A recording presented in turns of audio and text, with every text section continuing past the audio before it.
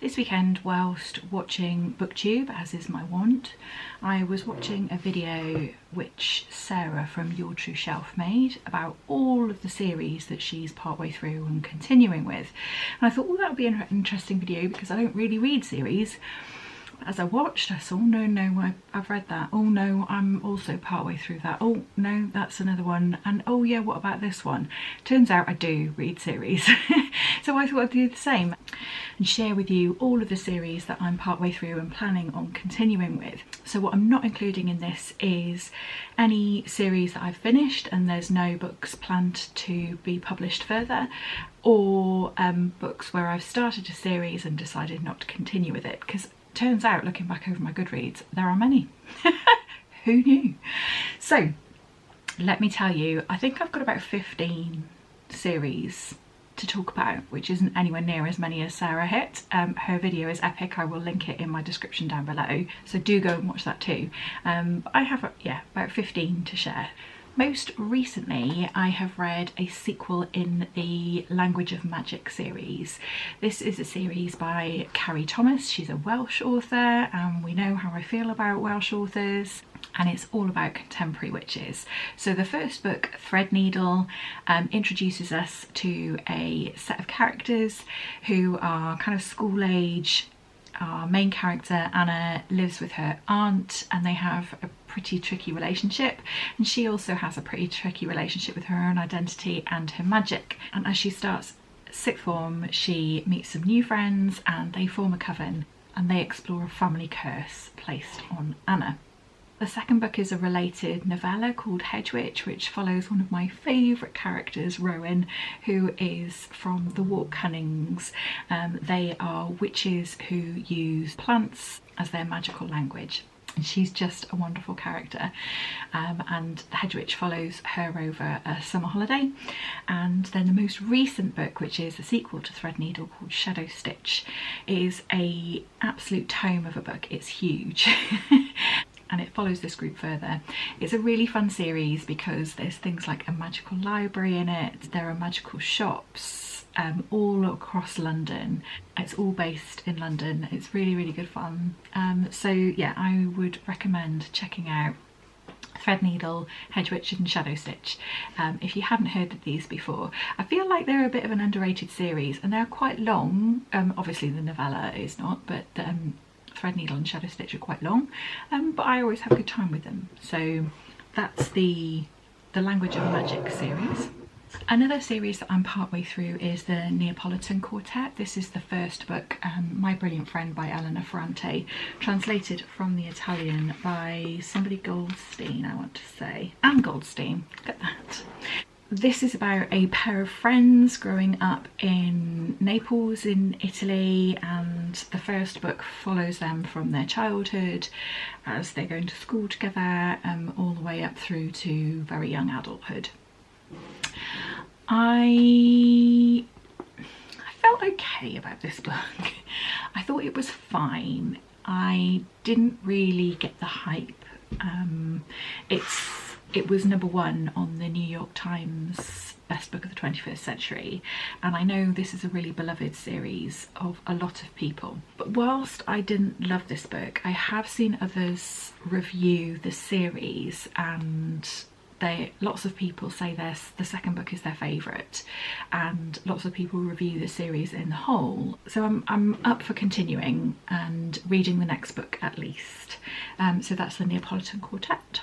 The next series that I am absolutely loving at the moment is Her Majesty's Royal Coven by Juno Dawson. I have the American editions. For some reason, when I ordered the first book, I got the American cover, and so have kept ordering American versions so that I've got a matching set. I don't know how that happened or why, but here we are. We live with the consequences of our decisions. So Her Majesty's Royal Coven is again another modern witches situation. There is a kind of covert government department known as Her Majesty's Royal Coven, which protects the country and also the secrecy of magic. This is about a group of friends from childhood again, but as adults, and they've all kind of gone their separate ways. They've all got quite different values. So although they were very good friends when they were younger, they're all in really different circumstances as adults. A young warlock arrives on the scene and it puts the cat amongst the pigeons because they have extraordinary power, and there's something about a potential prophecy bringing about some sort of demon situation that they all get their knickers in a twist about, and that's basically where this book begins. It's a really, really good time, and it's fly by the seat of your pants, keep you on your toes reading material. So the sequel in this series is The Shadow Cabinet, and this is just as pacey, just as exciting, just as riveting. And most recently released is a prequel, again a novella, called Queen Bee. This is about Anne Boleyn and her coven, and is leading up, I hope there will be a sequel to this prequel, to the formation of Her Majesty's Royal Coven, because we know from the more recent books that Queen Elizabeth I founded Her Majesty's Royal Coven. So this is kind of like leading up to those events. It's a really good time. The next series that I'm part way through and really enjoying making my way through is the Wayward Children series by Seanan and McGuire. So I have read the first 4 books in this series. It's a portal fantasy series about children who have discovered a magical doorway and gone through to another world, and that world is perfect for them, whether it's chaotic or logical, and they're all hugely different. All of the children in these books have really unique experiences of the worlds that they visit, and at some point they're booted out back into the real world and it's pretty awful, and so there's a school set up to look after them whilst they come to terms with being back in reality, amongst other people who have had similar experiences. So some of these books are set in the school, and some of them are backstories to the children and the worlds that they visited. So it's a really, really good time. So there are 9 books currently in the series published, but I believe it's ongoing, and my next book will be Come Tumbling Down. The next series that I started this year and really enjoyed and will be continuing with is The Accidental Medium by Tracy Whitwell.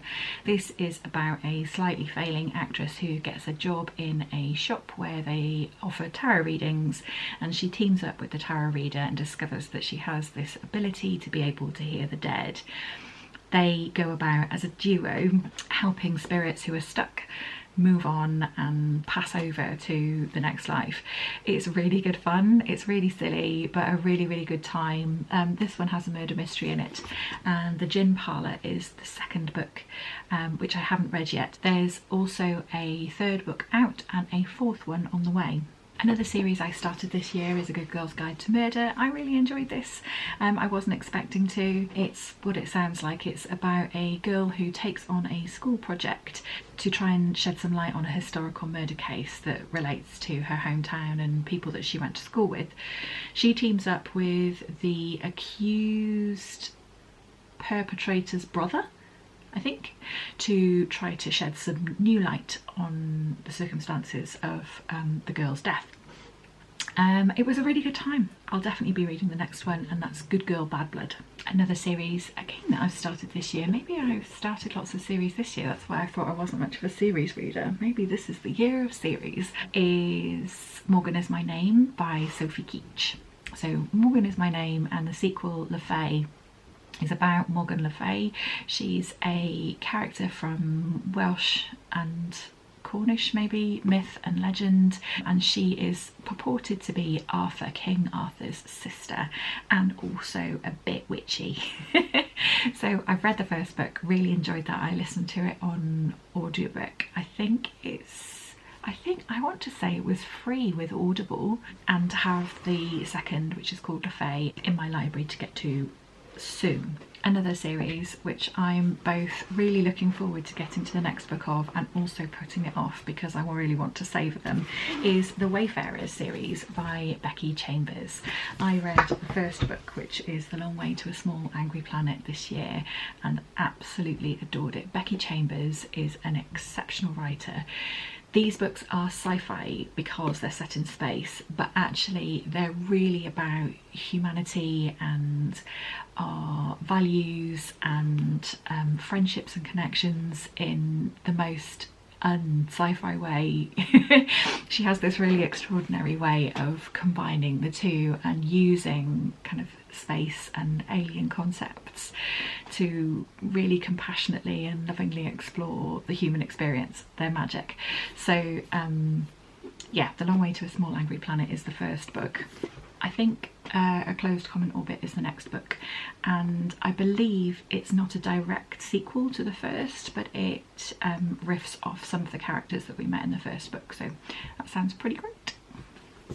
A genre that I don't usually turn to is cosy crime, but in this instance I make an exception, and that's for The Dinner Lady Detectives by Hannah Hendy. Hannah is a local writer and she bases her books on a fictional version of my hometown, so I always have a really good time reading these. There's a certain familiarity in some of what she describes. These are about a lesbian couple, Marjorie and Clementine, who work at the local school as dinner ladies. In both of these books, somebody dies and Marjorie and Clementine get into all sorts of trouble trying to solve the mystery of these murders. Sticking with the mystery theme, I really enjoyed The Maid by Nita Prose. Molly the Maid is the most adorable character. She's a little bit naive but completely dedicated to her work and her friends. The next book in the series is The Mystery Guest, and I have this, as you can see, and I'm looking forward to continuing my time with Molly the Maid. I wasn't entirely sure whether this next book was going to be was part of a series or a duology. I know that they've just released a sequel to the first book, but having had a look, it looks like the series is called the Cerulean Chronicles, which I'm going to say I hope means that there will be more books from this world. This is The House on the Cerulean Sea by TJ Klune, and they have just released a new book, Somewhere Beyond the Sea. So I'm really looking forward to getting to that. It's a new release, and I'll either listen to it on audio or pick it up as soon as it comes out in paperback, but I'm really looking forward to spending more time with these characters. This is set in, shall I tell you what it's about? This is set in a world where magical beings exist, but they are very closely monitored and controlled by a government department. This school is home to some of the most powerful magical creatures, and they're there because the headmaster is able to take care of them. But as I said, in this world magical creatures are really carefully controlled and monitored, and so our main character is sent from this government department to assess and investigate the efficiency of our house on the Cerulean Sea. When he arrives, he's pretty officious, and by the time he leaves, he's been won over by all of these wonderful, wonderful characters. Okay, the next series that I'm going to say that I'm going to continue with is only because I'm a completionist. I actually haven't loved these books. Please don't stone me. I know they're very beloved. It's The Seasonal Quartet by Ali Smith. So I have read Autumn, Winter and Spring. I didn't really get on with Autumn. I really quite enjoyed Winter, although it was unusual. It was the one that I related to the most, and Spring was much like Autumn. It was okay, but I found it incredibly disjointed and quite unrelatable. I think I was expecting there to be more connection between these. I don't know why I thought that. I think they require a more literary brain than mine, I'm afraid. But as I say, I'm a completionist, so at some point I will read Summer and be very fickle and superficial about the fact that they will look nice on my shelf. Another series that I've really enjoyed and will continue with is The Thursday Murder Club by Richard Osman.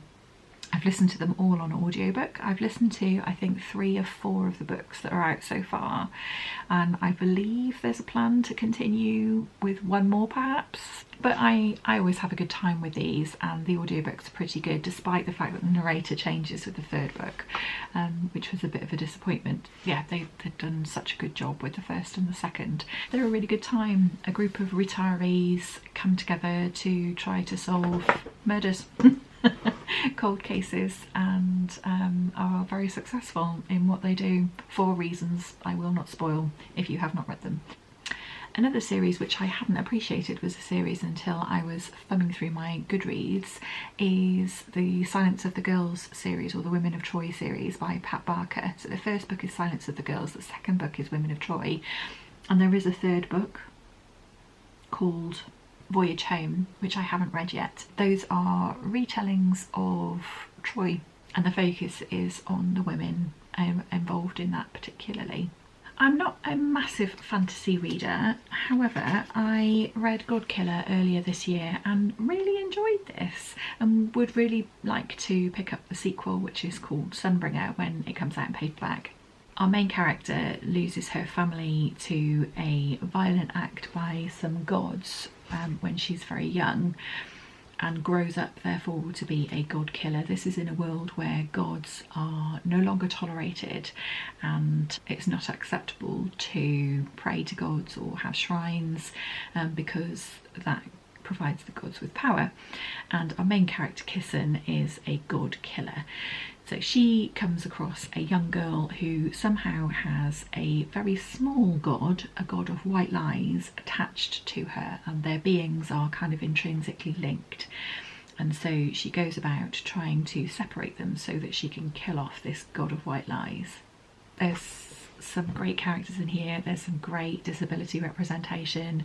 There is a bit of romance in here, but it wasn't gross, it didn't give me the ick, so that's a pretty good sign. And it finished on literally quite a cliffhanger, so I'm looking forward to Sunbringer when I get to that. The last I have to share with you might be a bit of a cheat. It might be a collection, it might be a series, and that's the Darkland Tales series. So these are a group of books, all by different authors, which are retellings of historical Scottish events. So I've read Hex by Jenni Fagan, which is a retelling of the burning of Gaelis Duncan as a witch. I've also read Rizzio by Denise Mina, which is a retelling of the death of David Rizzio, and again a really good time. And there's another book in this series which I haven't read yet and would really like to, which is called Nothing Left to Fear from Hell, and that's by Alan Warner. So that's the last in my series. What do you think? Are you a series reader? Do you think you're a series reader? If you are, let me know what you're working your way through at the moment. And I think if you, like me, maybe have a scan through your Goodreads or your Storygraph or however you keep track of your TBR, as Russell over at Ink and Paper Blogs likes to say, if you have a browse of that and realise perhaps there's more series that you're working your way through than you realised, let me know in the comments. I would love to know. And thank you so much to Sarah at Your True Shelf for the inspo. I'll see you again soon.